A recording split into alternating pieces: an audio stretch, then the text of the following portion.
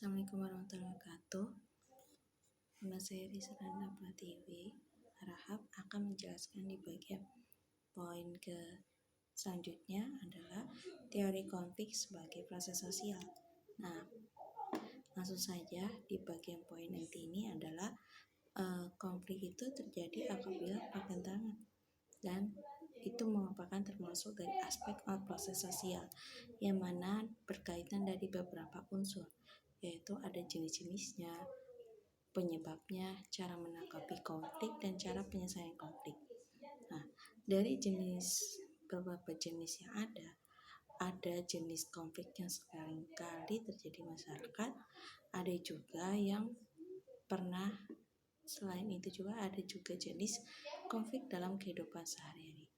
Walaupun dari macam jenis-jenis yang tadi, penyebabnya itu hanyalah yang pertama, perbedaan individu yang meliputi perbedaan pendirian dan perasaan. Ada juga di poin kedua yaitu perbedaan latar belakang kebudayaan sehingga membentuk pribadi-pribadi yang berbeda dan perbedaan kepentingan antara individu atau kelompok. Nah, menurut Bartos juga bahwasannya dalam menanggapi konflik perlu sekali kajian yang sangat penting di dalam suatu pendidikan multikultural sebagai bagian dari proses sosial, yang mana perannya dalam menanggapi konflik juga menurut Bartos ialah yang pertama meningkatkan kepahaman, yang kedua meningkatkan keeratan, memperbaiki pengetahuan diri. Nah, oleh karenanya itu selain menanggapinya dan cara menanganinya ialah butuh suatu pekerjaan. Itu bukanlah suatu pekerjaan yang mudah, dan apabila tidak berhasil maka potensial dan eksistensial konflik akan ke arah yang lebih besar. Nah, justru perlu orang yang setidaknya dari beberapa orang tertentu perlu memiliki kemampuan dan untuk bagaimana caranya menangani dan menyelesaikan masalah konflik.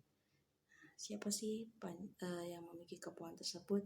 Ya pasti hanyalah seorang mediator konflik. Nah, jadi mediator ini harus bersifat secara proaktif, yaitu aktif. Kemudian konflik itu tidak hanya yang berdampak buruk, melainkan ada juga yang berdampak baik untuk mengevaluasi diri. Nah, seringkali terjadi dalam masyarakat juga, dan cara untuk penyelesaiannya itu banyak hal. Ada yang cara konsilisasi, mediasi, kemudian ada juga arbitrasi, kemudian ada juga perwasitan dan kreasi.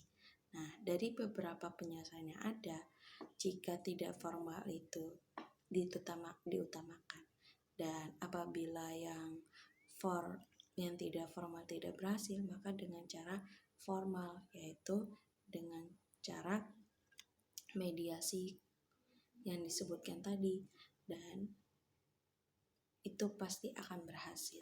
Mungkin cukup sekian dari saya, kurang lebihnya mohon maaf. Assalamualaikum warahmatullahi wabarakatuh.